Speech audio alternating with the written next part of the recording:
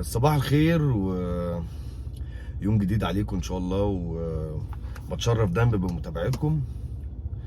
حابب بس اتكلم في الحوار الاخير المتداول بقى بالامهات والشتايم. يا جماعه الاول بناخد الموضوع كوميكس، هزار، استخفاف دم. انا راجل جامد، انا قوي. لا، الموضوع تخطى يا جماعه الحوارات دي كلها. الموضوع تخطى فعلا بجد.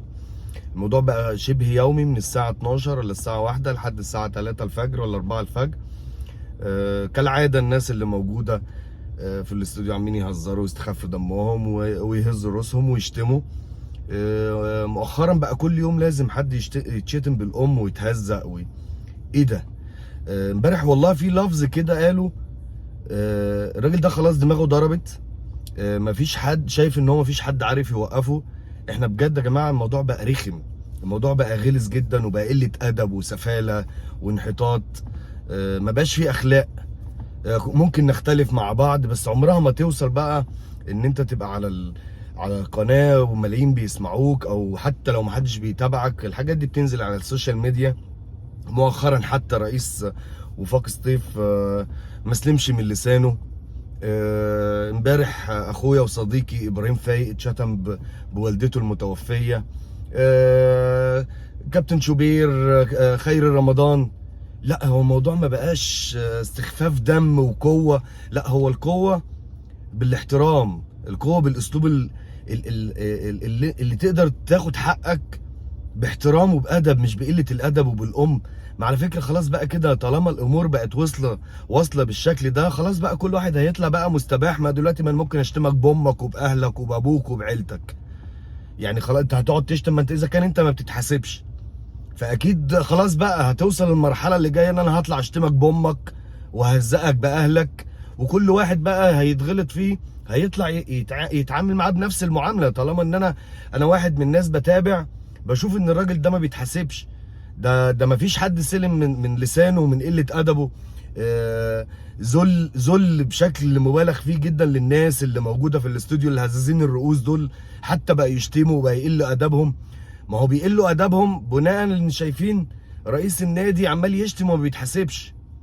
فما ينفعش يا جماعه كل شويه حد يتشتم بامه وباهله واعراض وقله ادب. خير رمضان برضه اتهان، مع احترامي ليه، هو اخ وصديق واكبر مني طبعا وليه كل التقدير والاحترام.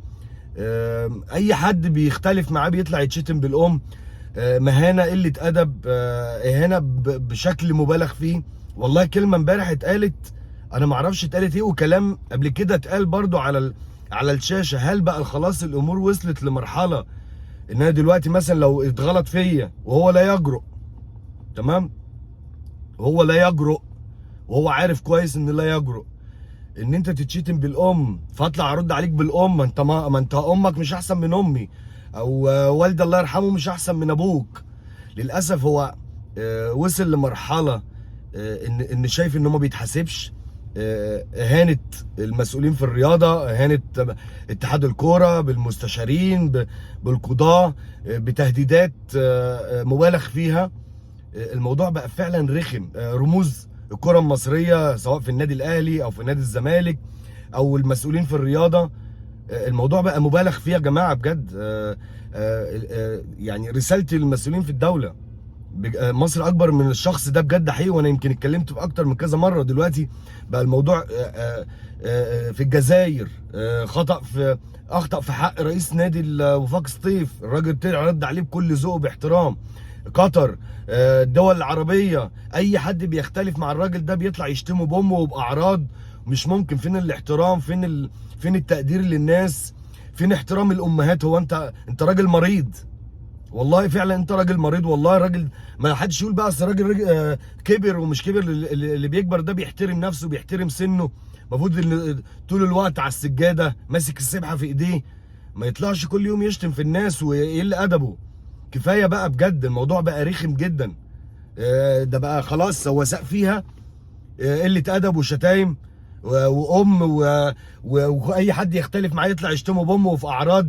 وفين احترامه للمهنيه؟ ان انت كل واحد يبقى عندك، تبقى انت هو موكلك وتطلع تتكلم على اعراضه وتتكلم على مشاكله الشخصيه. انت دماغك ضربت ولا ايه يا عم؟ انت انت مين اصلا يا جماعه؟ الراجل ده والله العظيم جعجع على الفاضي، جعجع على الفاضي، فعلا جعجع على الفاضي. بيسيء لمصر وبيسيء لسمعه مصر وبيسيء للمسؤولين في مصر. ده سياسه، رياضه، تشكيك في القضاه، تشكيك في المستشارين، شتايم لاتحاد الكوره، شتايم لكل المسؤولين في الرياضه، رموز النادي الاهلي، رموز النادي الزمالك، المسؤولين في الاعلام. ايه ده؟ مين ده اصلا يا جماعه؟ وقفوا الراجل ده بقى بجد، خلاص كفايه بقى، هو كارت واتحرق.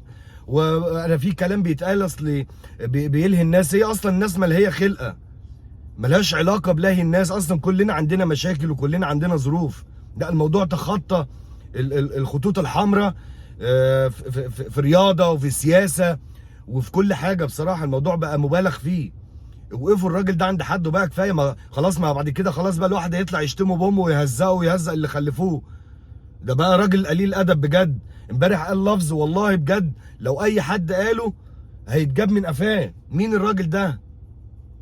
كفايه بجد بقى. فين وزير الشباب؟ فين الوزاره؟ فين وزاره العدل؟ وزاره يعني القيادات السياسيه. كفايه على الراجل ده بجد. خلاص بقى، وقفوا عند حده بقى. ده كل يوم شتايم بالامهات وبالاب وبالاعراض. رسالتي للمسؤولين في الدوله بجد، خلاص بقى، خلاص بجد. الناس والله العظيم انا بتكلم بصفه ان انا بمشي في الشارع بشوف الناس بتشتكي. ده مش سايب حد في حاله. مين؟ هل الراجل ده اقوى من، يعني اقوى من الدوله؟ مش ممكن، مش ممكن يكون اقوى من الدوله. مصر طول عمرها قويه بشعبها بمسؤولينها.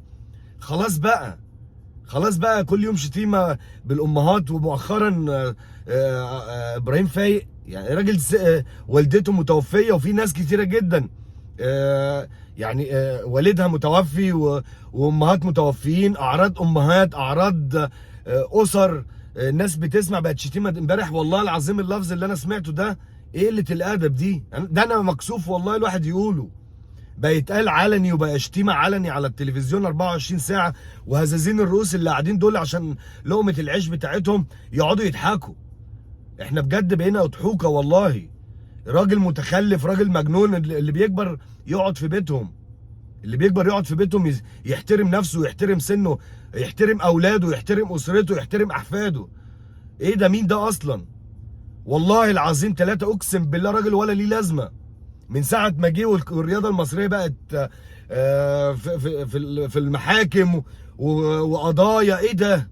فين الكره المصريه؟ الراجل ده اساء لرموز الدوله المصريه والرياضه المصريه. احنا والله العظيم انا كم الرسائل اللي بتتبعت لي، الناس بتقول لي في ايه؟ مين ده يا جماعه؟ والله العظيم ده ما يمثلش حد من المصريين. الشعب المصري شعب طيب وشعب محترم.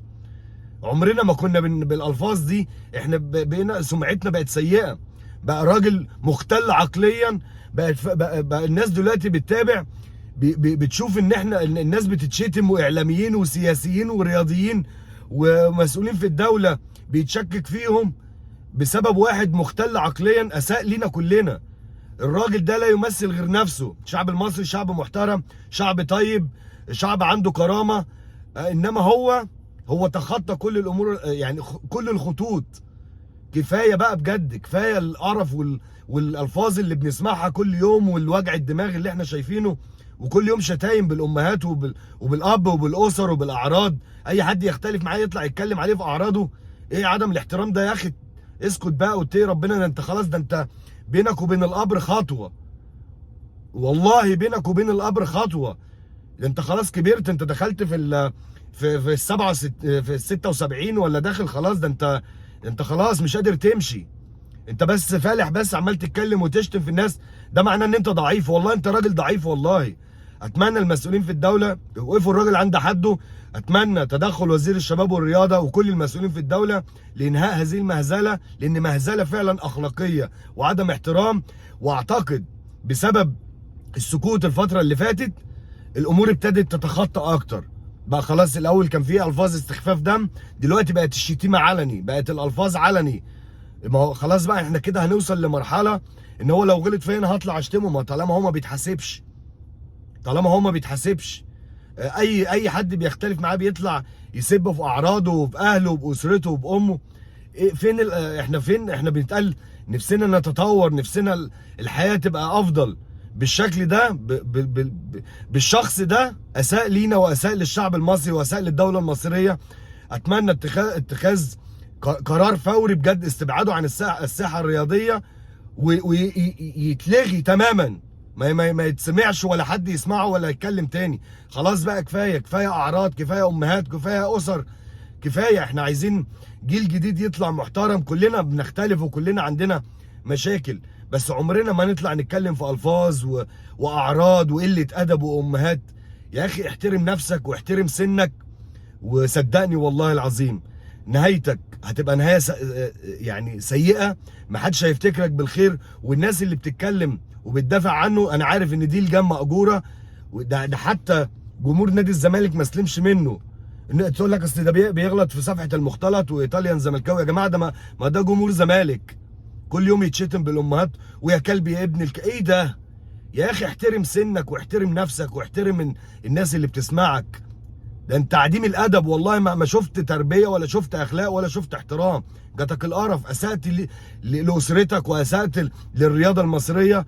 صدقني ربنا هينتقم منك انتقام قوي جدا، لانك فعلا الاعراض اللي انت بتتكلم فيها دي استحاله، لان ربنا اسمه العدل وعمره ما هيسيب كل واحد حاسب عليك، وكل واحد اخطأت في حقه واسرته وفي امه وفي ابوه. صدقني والله عقاب ربنا شديد، وان شاء الله ربنا هينتقم منك. واي حد اخطأت في حقه صدقني والله ما حد هيسامحك، لانك انت فعلا ما شفتش تربيه ولا شفت احترام ولا عديت على تربيه. القوه قوه احترام، القوه ازاي تتعامل باحترام مع الناس، ازاي تختلف مع حد، ما تغلطش في اسرته. انت تخطيت، وصدقني نهايتك قربت. وكل التقدير والاحترام للكره المصريه والمسؤولين في الرياضه والمسؤولين في الدوله، عارفين ان الامور ان شاء الله هتخلص، لان مصر اكبر من هذا الشخص البذيء سليط اللسان. تحياتي ليكم، ابراهيم سعيد.